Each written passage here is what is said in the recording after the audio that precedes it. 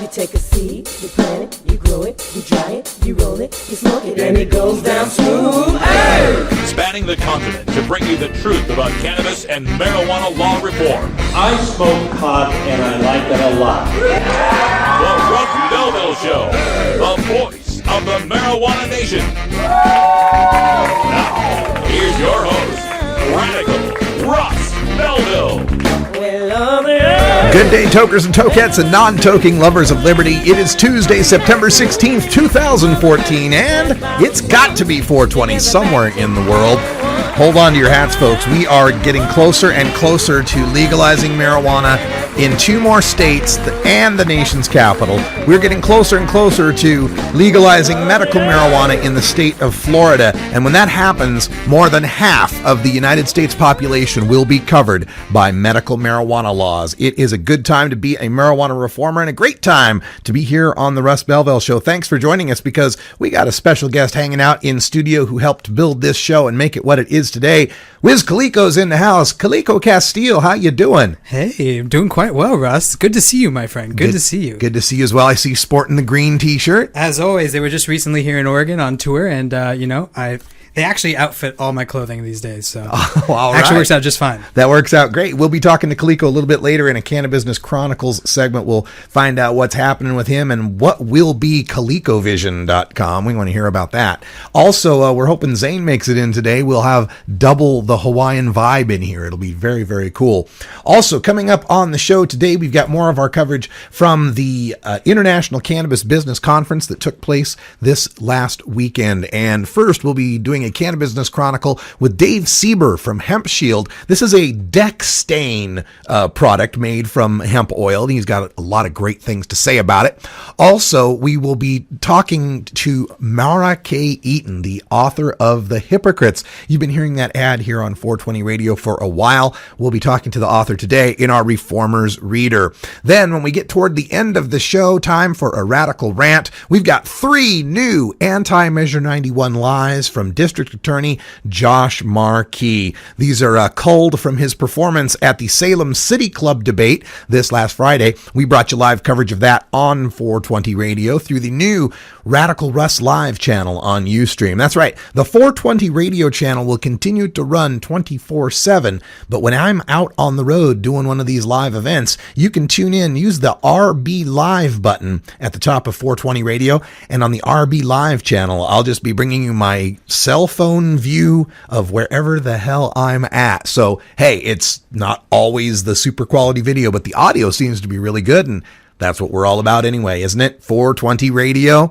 Hey, also coming up on the show in hour 2, Toker Talk Radio will take your calls at 971-533-7111. We're going to take a look again at the International Cannabis Business Conference. Noah Stokes from CannaGuard Security. Also, Electric Bob will be calling in with our daily Toker tune for Electric Tuesday. We'll find out what that is at 20 after the hour.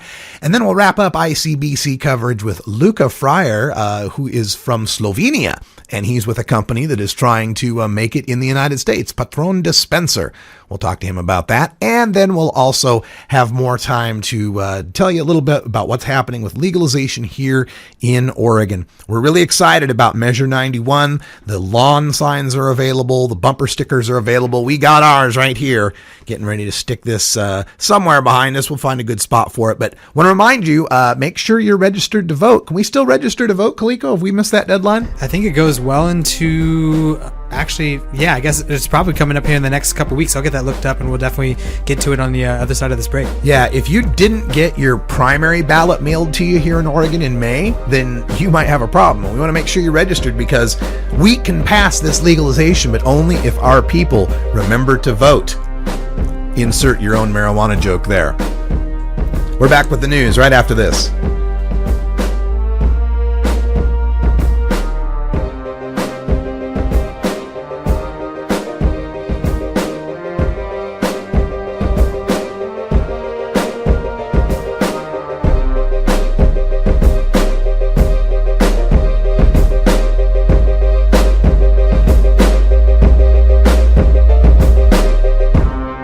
You're tuned into the Russ Belville Show, the voice of the marijuana nation.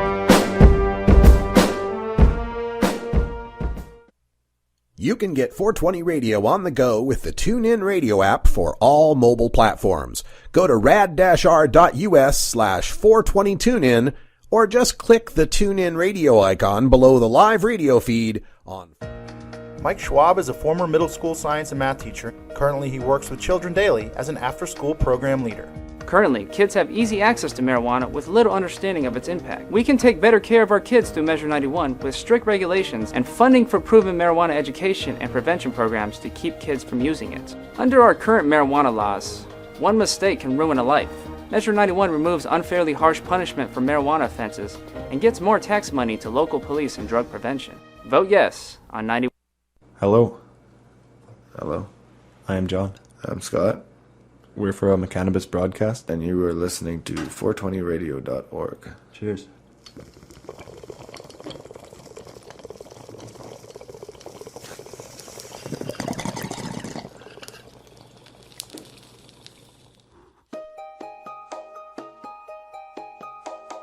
Hi, I'm Richard Harris. I'm the former director of addictions and mental health for the state of Oregon. Drug treatment and prevention are woefully underfunded right now. Measure 91 will better fund drug treatment and prevention programs. Marijuana isn't going anywhere. We're not stopping it with the war on drugs. You have to remember that marijuana is a pretty benign drug. It doesn't have the usual dependency features of, say, heroin or alcohol abuse. Now, marijuana feeds drug cartels and fuels violence. We can crack down on that. Take the money from drug cartels and, by the law, spend it on law enforcement, treatment, and education. Criminalizing marijuana is just no way to solve the problem. That's why treatment people like me are supporting Measure 91.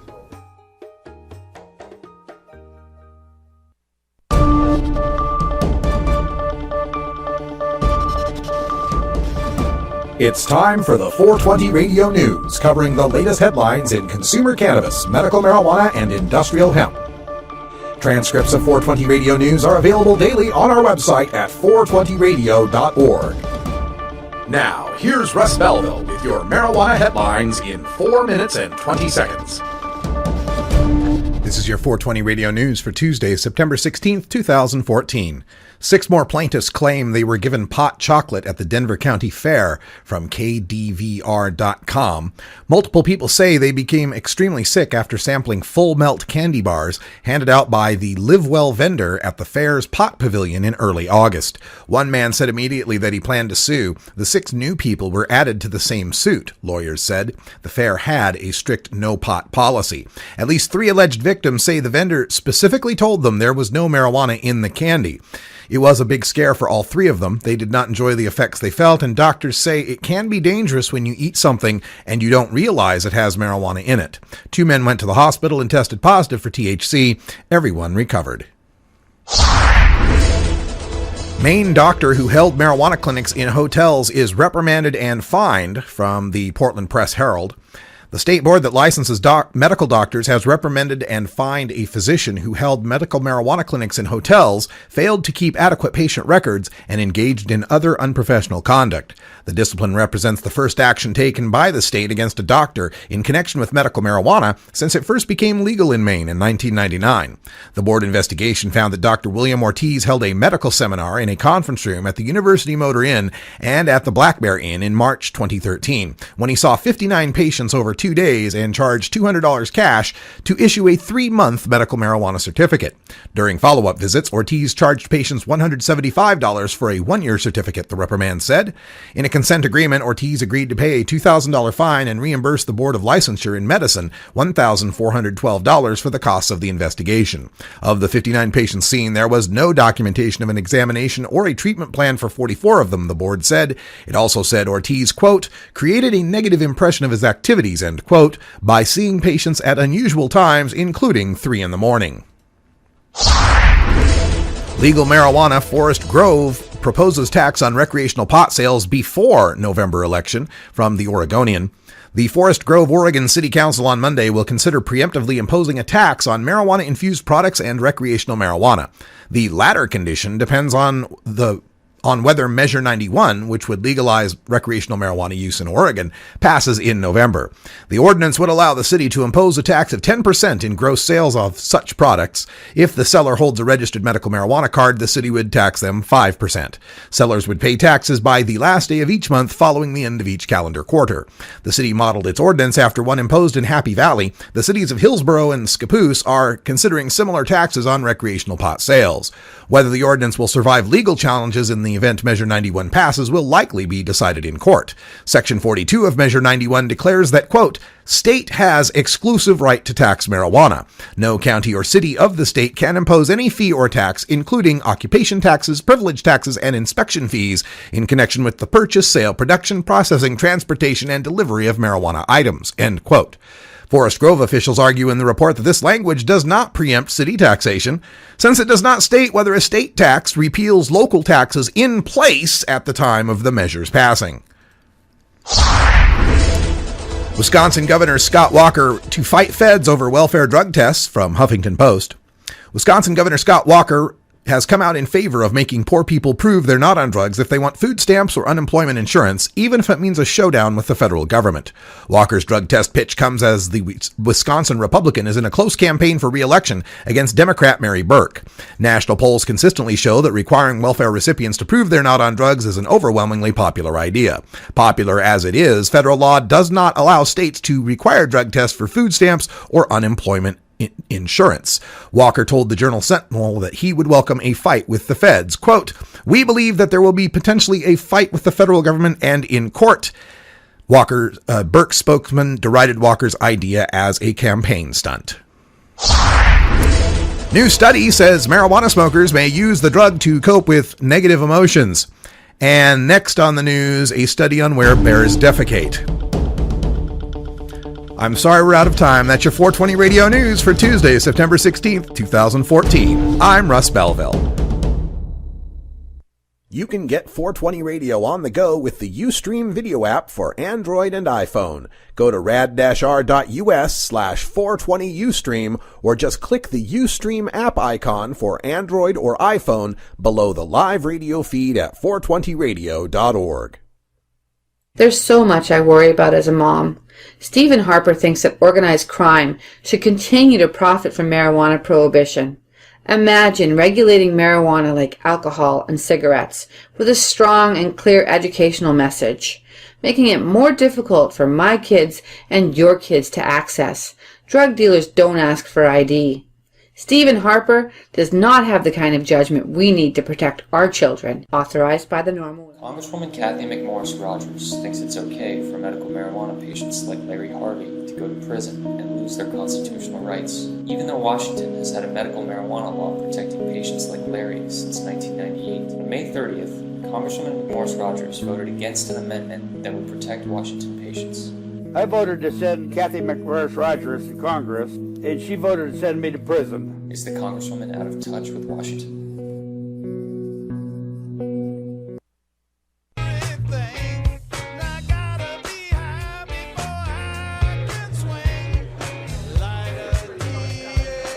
Yeah, great music here from Wayne Kramer. That's the classic tune, If You're a Viper. That dates back before the day. This goes all the way back to like the 30s, man, but that's a modern version. Wayne Kramer from the Normal Hempilation albums.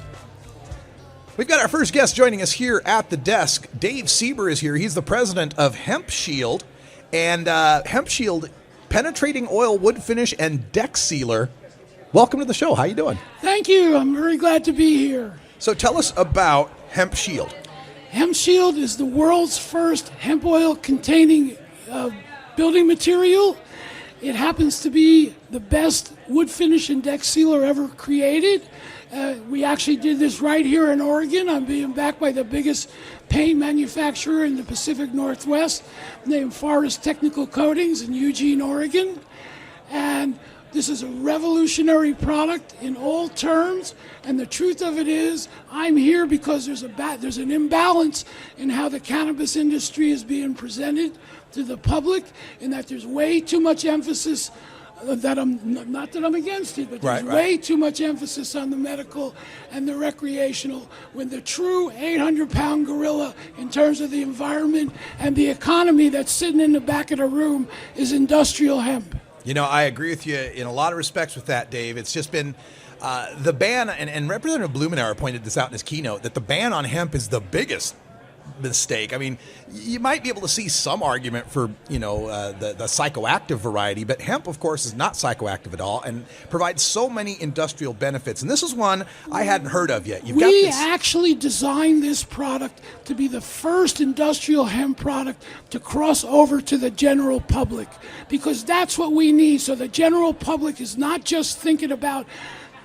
marijuana and cannabis in terms of people who are sick or want enjoyment or whatever. Not that there's anything wrong with that, but the truth of it is there's much, much more to this, and the industrial part is by far going to be the biggest part of the whole deal. You know, Popular Mechanics in 1938 called it the $1 trillion crop, and that was when that was worth some money. Yeah, so what's $1 trillion in 1938 worth in 2014? No kidding. Hemp Shield, Dave Sieber is with us, and you can find out more at hempshield.net. I see you've got five different varieties here: chestnut, redwood, hickory, cedar, cobblestone gray. And clear. And some of the benefits of this. Now, I know just generally when you want to seal your deck, you're trying to protect it from water and damage and rot and all that kind of stuff. How is this product superior to what I just might buy at Home Depot right now? Hemp Shield is superior by magnitudes, not just 5 or 10%, but hundreds of percent in terms of duration and activity on the deck. It's a single coat, 450 to 650 square feet per gallon.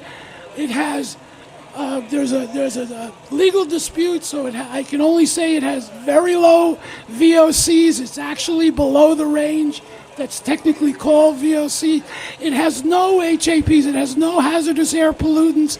It has no fumes, so it can be used inside and outside. And VOCs would be volatile organic compounds. Okay. So Hemp Shield doesn't have any of that stuff in it. So this is like, when we use the regular deck sealings and stuff, aren't we talking about like petroleum products in that? Yes, we are. And not only that, you're lucky if they last a year. Hemp Shield has now been on the market for 4 years, and nobody's talking about resealing their decks yet. Wow. It is a revolutionary product in its own terms as a sealer. And the reason why it's better than anything else is because of the hemp seed oil. It turns out that the molecules of the hemp seed oil are smaller than all the other oils that are used in coatings. So it penetrates the wood better, and it takes along all the other major components, because this is a totally modern product, and every aspect of it is revolutionary. From the things that we use as biocides, they are time released, so that means that if you're living here in Oregon and you try and walk out on your deck during the winter when it's raining, instead of slipping and breaking your neck, you can walk on your deck. Every component of Hemp Shield is revolutionary. It's the greenest, the best, the highest quality in the highest concentration possible. It's awesome, man. And as far as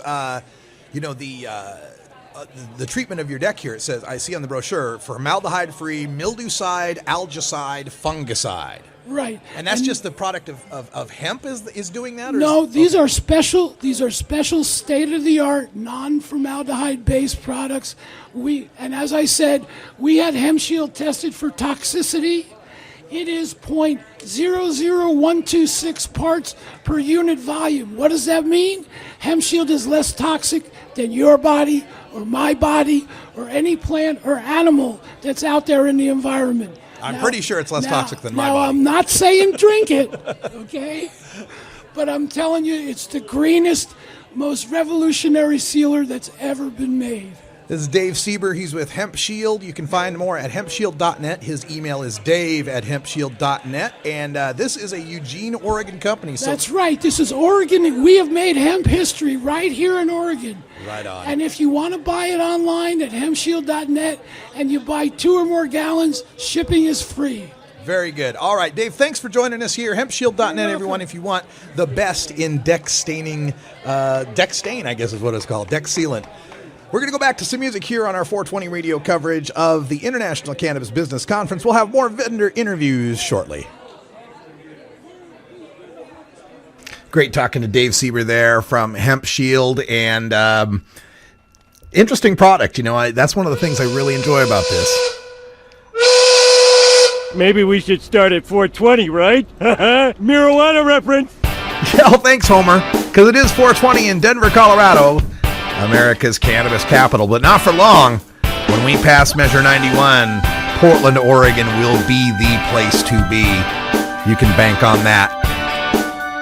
We're back with Wiz Khalico, back in the studio live right after this.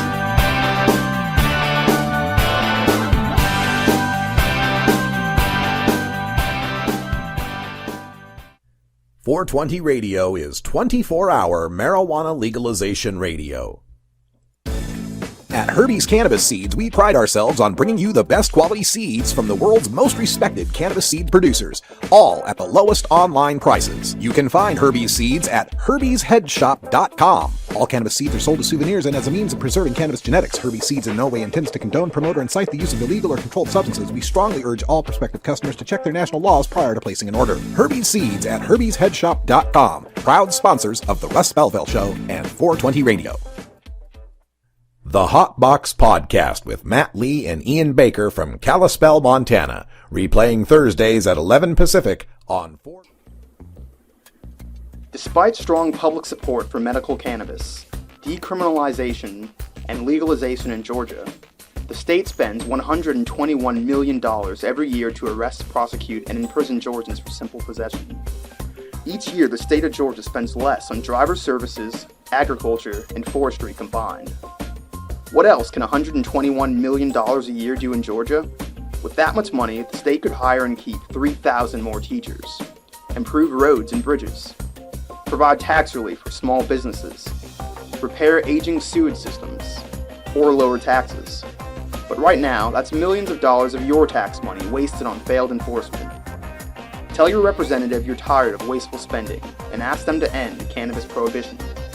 Join the conversation at www.peachtreenormal.org. Peachtree Normal is a proud affiliate of NORML, the National Organization for the Reform of Marijuana Laws.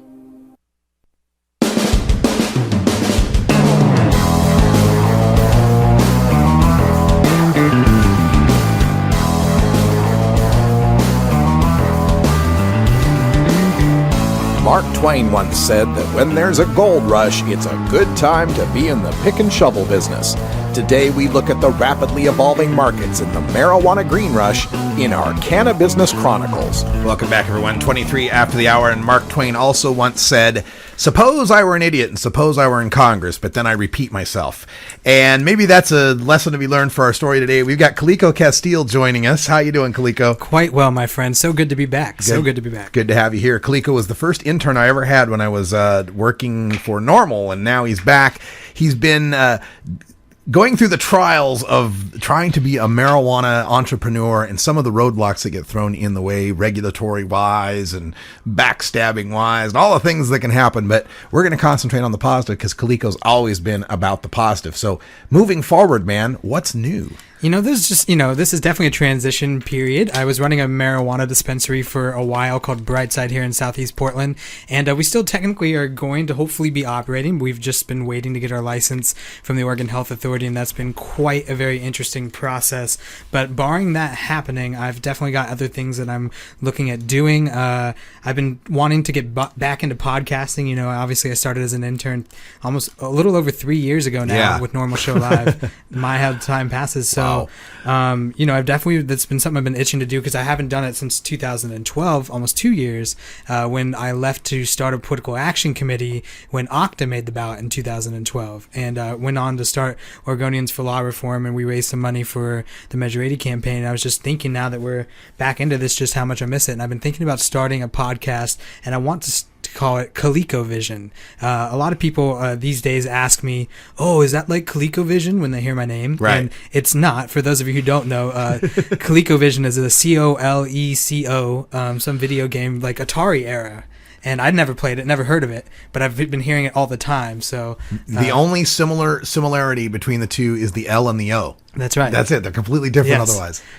So I decided to buy ColecoVision.com, spelled like my name, and I wanted to start it as a blog and a podcasting site. And I basically wanted to get back into the things that I love, politics, cannabis, entertainment, news, culture, just basically the everyday things of life. I just really want to get back out there and start to use my contacts, and I obviously this is about this segment's typically devoted for cannabis business and that sort of industry and where it's evolving, and where I find myself right now is at the ground floor of a really wild industry, and it's a really great time to be around. And though I may not be tied down to anything right now, it's actually a super exciting place to be, because I'm looking around at all my friends who are doing all kinds of great stuff, and there's so many possibilities and so many things happening out there that I definitely think that it's time that I want to start to build something else, and I'm starting to think that I want to build my own brand, as well as I've been hopefully thinking about coming back here and lending a little help when I can to 420 Radio now that I have a little more time on my hands. So definitely just got a lot of things that I'm looking forward to getting back into now that I've taken my time off. Right on. Well, speaking of pick and shovels, you were talking about how of all of the aspects of the marijuana industry that perhaps the retail side is the least attractive at this point. I would say for those people who want to have a return on their investment quickly, yeah, absolutely, because you have to figure that already as a regular business dealing with taxation, you're already going to be kind of batting down when you're a new business needing to pay payroll and take care of all of the other costs of doing business, and then when you're having to figure that every dollar that comes in is automatically less because of taxes going out, it's a lot different with the marijuana business, because you're subject to this arcane rule called 280E in the IRS tax code, which basically was made for cocaine dealers who are riding off their yachts, which basically says if you're dealing with an illegally or a controlled substance, that you cannot write off the cost of doing business. So the normal things that a business could write off, like payroll, the cost of rent, electricity, all of the things that make a store run, we can't write those off simply because we're in the marijuana industry. So there's just a lot of things like that. Dealing with a bank account, we had a bank account closed down, had to open up through another bank. There's things like that going on. There's just a lot of small details that when you're the pioneers in this industry trying to make your way through the hurdles and over the hurdles and through the hoops, that since no one else has done it, someone's going to get tripped up, and those first people who are going to do it are going to be the ones. And it's like the beginning of a steeplechase, man, when they first hit that first little berm with the mud, man, the first few people go down. Oh, absolutely. So it's just definitely, it's been interesting seeing everything from that aspect, and working as an activist for several years, and being really committed to this movement and wanting to see it move forward and become a mainstream industry just like any other. I'm super excited to see things moving forward. It's rough having to be on the ground and dealing with that stuff, but it's totally worth it if you figure the alternative is the possibility of going to jail. Yeah, it sure beats that. Coleco Castile at WizColeco on Twitter, and soon to be the ColecoVision.com show, which I have a really good feeling will probably end up on 420 Radio. We're definitely going to try to make that happen, no doubt. All right, stay tuned, folks. We got Reformers Reader coming up next. The Hypocrites author, Mara K. Eaton, is joining us right after this. 420 Radio, the activist radio station. The law offices of Omar Figueroa would like to remind you to stand up for your rights. If you are detained or arrested, treat law enforcement with respect and stand up for your rights by repeating, "I respectfully invoke all of my legal and constitutional rights. I do not consent to any search and seizure. I want to remain silent, and I want to speak with my attorney." Please contact the law offices of Omar Figueroa at 415-489-0420 or 707-829-0215 or on the web at... What the authorities should do is decriminalize pot use. You want to do it in your house, not bother anyone? Fine. Go outside with a joint or a pipe, you pay a fine. A majority of voters support changing failed marijuana laws. Legalization and decriminalization are mainstream solutions. We are the marijuana majority. MarijuanaMajority.com. You know Herb Thrasher from the Herb Thrasher Flower Hour. Now get ready for Herb Age Designs for the proud cannabis consumer. Herb Age Designs, lifestyle gear for the 420 friendly. Herb Age Designs, we've got frisbee golf discs and durable hemp gear. Herb Age Designs, we've got shot glasses, drinking glasses, coffee mugs, and beer cozies. Check us out on Facebook and online at herbagedesigns.com. and follow Herb Age and Herb Thrasher on Twitter. Are you a hypocrite? If you live a closeted cannabis lifestyle, you are. Read about 7 people living a closeted cannabis lifestyle who are on the verge of coming out in The Hypocrites by Mara K. Eaton. Available at areyouahypocrite.net. You can purchase the book on Amazon and Barnes & Noble, also available on iTunes. Check out Mara K. Eaton on Facebook as well. Learn more at areyouahypocrite.net.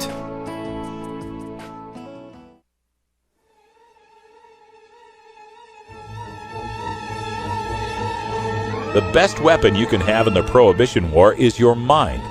Fill your head with the knowledge you need by checking out this latest entry in the Russ Belville Show's Reformer's Reader.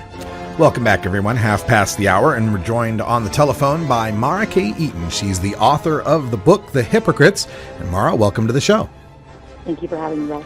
So glad to have you here. We've been running an ad, and I hope you got to hear it in the hold music there, but we've been running an ad for your book for a while now, and it asks a very provocative question. Are you a hypocrite if you're living a closeted cannabis lifestyle? You are. And I was wondering if you would like to go into a little detail on that, because I know many people feel they have no choice but to lead a closeted cannabis lifestyle.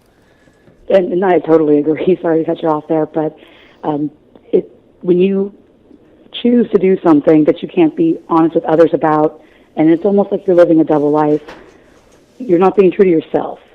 And being a hypocrite in the sense that I'm trying to express is you can't be true to yourself out in the open without persecution or, in some cases, incarceration. And it's a frustrating lifestyle to live. Yes, and we've heard, tales of this going back to the LGBT movement as well, when they talk about living in the closet and being untrue to oneself. There's the author and pundit Andrew Sullivan, a married gay man, actually made those allusions at the conference I was at this weekend. So your book, The Hypocrites, and again, it's at areyouahypocrite.net, details 7 vignettes, 7 stories of people living these closeted cannabis lifestyle. Give folks a taste of what those stories involve.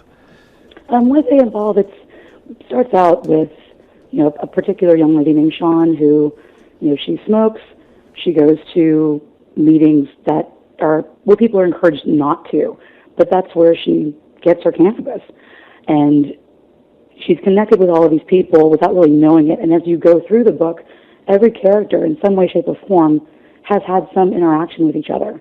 And when you read them all together, it tells one complete story. And whether you're a consumer, a provider, or somebody who sells it, your world is a bit bigger than what you realize in being connected with all of these kinds of people. And I just wanted to kind of bring all that together to show how everybody's actions or lack of reaction could potentially cause something damaging. How all these lives are interwoven. That's kind of a theme that I picked up on. I really appreciated. And you've seen it in movies like Crash and others where you see this thread that runs through and connects people. And in that respect, I found the book to be very enlightening and really shined a spotlight on kind of the, I don't want to say normalcy, but how normal the people involved in these stories were, that they are your neighbors and your friends and the people that you work with. How has the reaction been to your book among people, both those who are, like myself, involved in the marijuana movement, and maybe others who picked it up as something to read and found themselves learning something new? It's been fairly positive. My mom liked it. She read it in 2 days, and she certainly does not imbibe. But it also opened her eyes a little bit about the medicinal side. Just being able to turn her opinion in the last 5 years has been imperative for me, just to have her understand that, hey, it's not what you're seeing in movies or on TV or the stereotype that's perpetuated a lot in the media. This is something that can really help people. And just getting her to switch her thinking was, again, imperative to me. It's, again, been overwhelmingly positive. I've had some pretty good reviews. People seem to like it, and I hope it's easier for, again, normal people to relate to, because I've had a hard time just trying to find fiction that does seem easily relatable, and it's either, again, perpetuating a stereotype or extremely violent, which doesn't really speak to me or a lot of other people who live a closeted lifestyle. Yeah, good point. I come from Idaho, where you had to be extremely closeted about your cannabis use, and never really did experience anything in the way of violence or a lot of the stereotypes that get perpetuated. So I was really glad to get that portrayal, and also glad to hear that you turned your mother's opinion. I always think that's very important because, as we know, older folks vote, and so if we can get them on our side, it speaks to a condition that I've noticed. I call it the Dr. Jekyll, Mr. Hyde theory of drug use, that, oh my gosh, if you're using marijuana, you've lost your senses, you've gone mad, you're going to turn into this raving, crazy person. And your book does a good job of showing that that's just not the case. The book is The Hypocrites. It's by Mara K. Eaton. She's joining us by telephone, and you can find out more at ruahypocrite.net. Now, Mara, as you sat down to write this book, I imagine there must be, they always say, write what you know. So what's your background that got you to this point in writing this book? Again, just having a lack of relatable fiction, and there's really no women writing canon fiction, and there's a void there. And I think having a woman's voice needed to be out there. I was watching television one night and I saw a Roll and Grow commercial, and all I could think of is, who in the world would buy this? And it just kind of started going from there. And I would remember people I've come across in my life and the experiences that I've had, and try to do my best to work them in 7 tangible voices. And it originally started out as a short story, and when I finished it, I kind of wanted to see what would happen with other people in the initial meeting. And it just grew and grew from there. Again, just drawing on experiences that I've had, other friends have had, and also losing, people to illnesses where that this plant could help them. And that really is what pushed me to write this. Is yes, people enjoy it for recreational sense, but the medicinal value is just immeasurable. And the fact that we're kind of dragging our heels in getting it legalized, or legalizing it in extremely, just, what's the word I'm looking for, just restrictive ways. Like, for example, in Minnesota, yes, you can have CBD if you have seizures. Well, that's great, but what about my friends who have Evans disease or lupus or cancer? That's what really pushed me to write it. It's just really pushed, yes, they sell recreationally to fund medicinal, because the medicinal value is so important. Interesting perspective. Mara K. Eaton is our guest. We're discussing the book, The Hypocrites. And I'm glad you brought up Minnesota. That's the latest example of how medical marijuana has continued to progress. But as it progresses, it seems the baby steps get shorter and shorter, to the point where now Minnesota, you can't actually get the plant. You have to rely on preparations of the plant. And so I'm wondering, as you note, the recreational kind of funds the medical, do you feel that the recreational also could save the medical, maybe make it possible for anybody to get access to this wonderful plant without having to jump through hoops? Yes, absolutely. I mean, it's, in my opinion, with legalization, you can't have one without the other. And it just seems rather hypocritical to have one without the other. So if we could push recreational to help fund medical, why not? There's so many people that need help, whether it's just with smaller issues like insomnia or anxiety, but I mean, even the bigger diseases like Alzheimer's and cancer. Yeah. You mentioned also that there seemed to be a dearth of women's voices in the, what you call the canon literature, I suppose. And I'm really glad that you brought that up, because I work on the statistics and the policy side, and every time we take a poll, no matter what state we go to, we find that women's support of marijuana legalization trails men's usually by double digits. Do you feel that it's because women aren't talking about this, or maybe because they have more to lose? It's, I think, more to lose. I mean, you look at a woman, especially if she's a mother. If she's open about this and she has children, how are people going to look at her? Is she going to run the risk of losing her children if she imbibes for a legitimate medical reason? Excuse me. It's just there is a lacking female voice in the movement that I wish was more prevalent. But I think because they could potentially lose more. Yeah. Mara, as far as your career and authoring and writing goes, what's next for you? Are you going to continue to be writing in this sphere, or branching out to other subjects? I'm definitely, I've outlined a follow-up to The Hypocrites. I really like the characters, and I think there's more there that could unfold for them. But I'm also working on another fiction project where, cannabis isn't as prevalent, but it's certainly there in the background of the lives of these people who are going through some situations. All right. Mara K. Eaton is the author. The book is The Hypocrites. It's a novel with several short stories, 7 basically short stories going on that all provide a common thread, showing people showing us all that we're all part of a normal, everyday and regular group of folks that just deserve to be treated like equals, deserve to be given the freedom to use this wonderful and beneficial plant.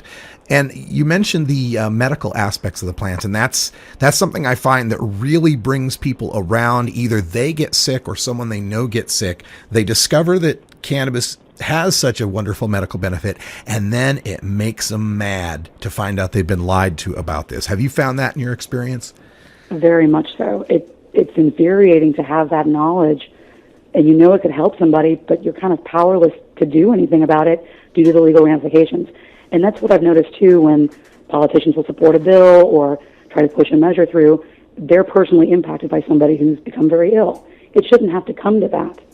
We should be able to do more studies and release that information so people can make an educated decision and not believe what they've been told. Mara, have you been able to travel or to present the book, maybe do book signings or go to different events around the country, or how has that been for you? At this time, I haven't. I'm looking forward to doing so in the future. This was a self-published project, so pretty much everything into it is my money. So right now, I'm just advertising and hoping to do readings and signings at a later date. All right. Well, you can get the softcover edition. There's also ebook versions that are available. You can order directly from the author, and I'm going to paste that link into our live chat room right now so that we're not giving the extra money to Amazon or whoever else might want to get a piece of the pie. So we want to support especially female authors in cannabis literature to getting those voices heard. Mara, before we let you go, do you have a website or other Facebooks or anything, emails if people want to get in touch with you?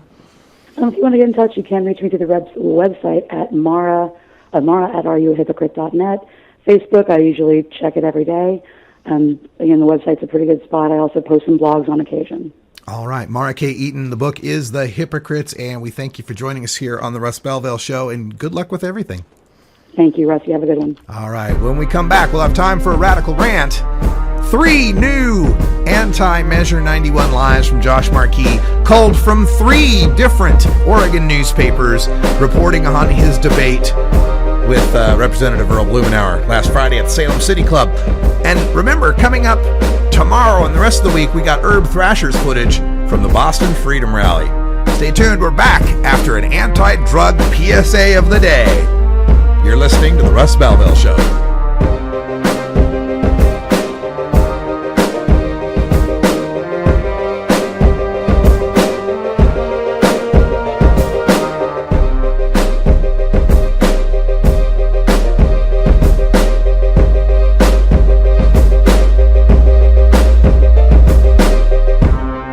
You're tuned into the Russ Belville Show, the voice of the marijuana nation.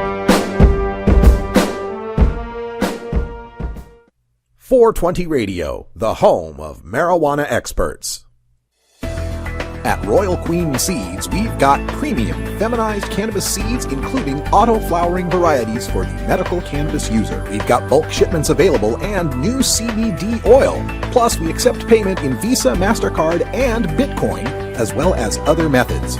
Check out our website at royalqueenseeds.com for more information. We are located in the Netherlands, and we have online grow experts ready to help you now at royalqueenseeds.com.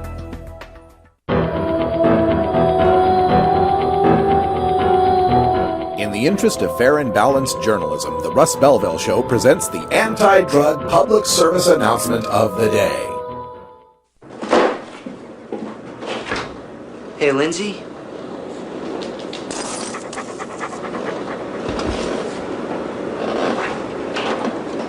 I wish you didn't smoke weed.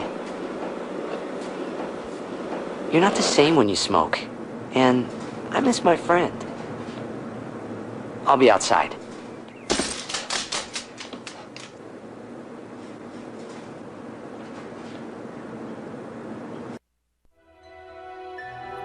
This has been the anti-drug public service announcement of the day, To cure this sort of reefer madness, listen to the Russ Belville Show every weekday on 420 Radio. If you look at the projected tax revenues in Washington State and in Colorado and also nationally, Colorado 67 million, Washington 560 million, a hypothetical look more nationally, $5.8 billion. What do you make of that, Dan? Well, I think the taxation revenue is the icing on the cake. I mean, for most Americans, the reason that they want to tax and regulate marijuana, again, is to no longer arrest and prosecute adults for using something that's safer than alcohol.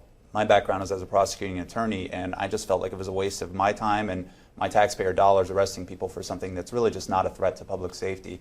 So if we can, take revenue away from drug cartels and reallocate law enforcement resources and do all of those things, that makes sense. And if we can maybe collect some tax revenue on top of that, then that's icing on. You can't handle the truth. Entirely legitimate topic for debate. You have offended my family. Hey, this is great, man. And you have offended a Shaolin temple. One major responsibility is to encourage people to use less drugs. I know nothing. I support a change in law to end federal criminal penalties for possession of up to 1 ounce of marijuana. We don't need no stinking budget. Homosexuality, no. Immorality in general.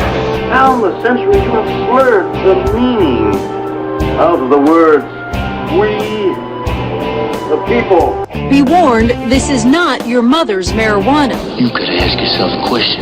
Do I feel lucky? Well, do you, punk? I want to ask you a bunch of questions. I want to have them answered immediately. Surely you can't be serious. I am serious. And don't call me Shirley. Radical Rant.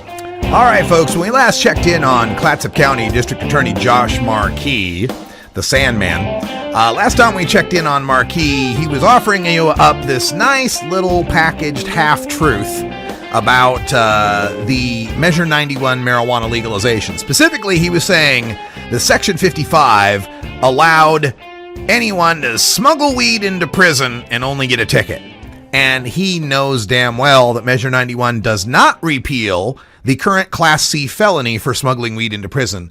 What Section 55 does is adds a ticket to someone who might have unknowingly brought their weed into the prison. But anyway, that's the first one that we gave you. Well, today we've got 3 more, all of these coming from the most recent Salem City Club debate, where Clatsop County District Attorney Josh Markey, who is, by the way, the leading spokesperson against Measure 91's marijuana legalization initiative, tried to minimize the need for the measure by citing suppositions about medical marijuana that just ain't true.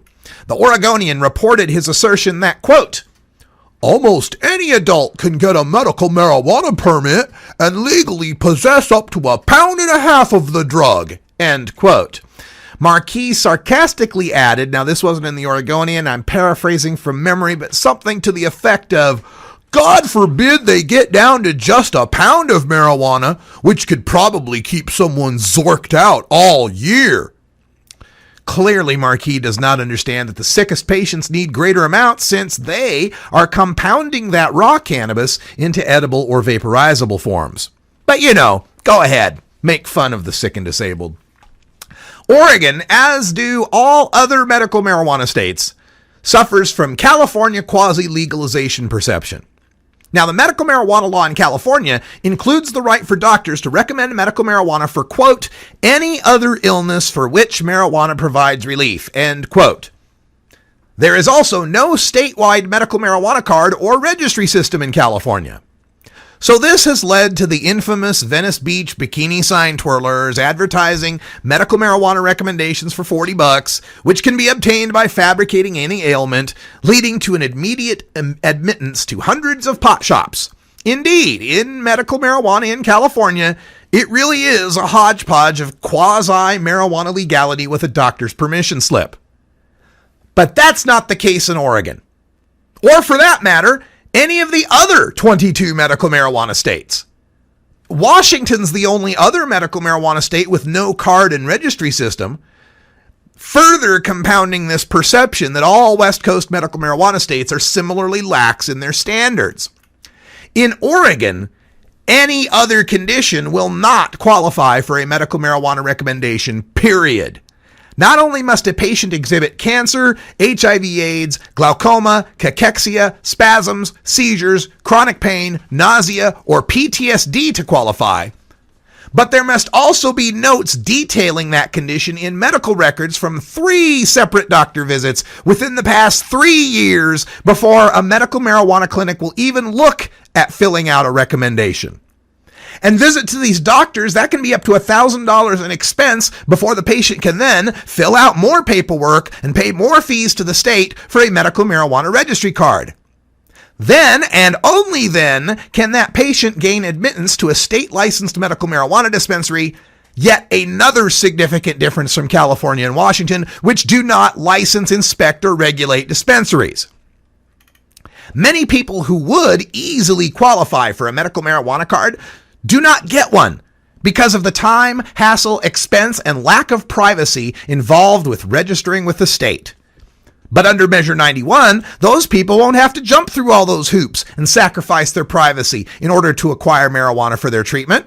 So long as they're 21 years of age, they'll be able to shop for marijuana in a secure, adults-only store with healthy adults.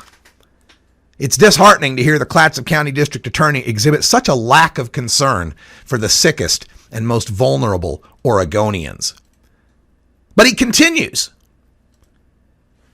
In the Salem Statesman Journal, they report, Marquis tried to poke holes in those estimates by explaining how Colorado has lowered its revenue expectations in part because fewer people than anticipated are buying marijuana from a store. Quote, "It's called Reed for a reason," Marquis said. "It's not like brewing your own whiskey. It's not that hard to make." End quote. He suspects that even his wife, who supports marijuana legalization, could, quote, "grow some awesome weed," end quote, in their greenhouse. Okay, look, I suppose if I took some Welch's grape juice and sat it in a warm, dark cabinet for a week or two, I'd have a fermented alcoholic beverage. But I doubt anyone's going to mistake it for a Chardonnay or a Merlot. Sure, pop some seeds in the ground, let the sun and the rain tend to it, come back in a few weeks, and I suppose you'll have a few ditchweed plants. But nobody's going to mistake it for the quality marijuana that someone can get at a dispensary.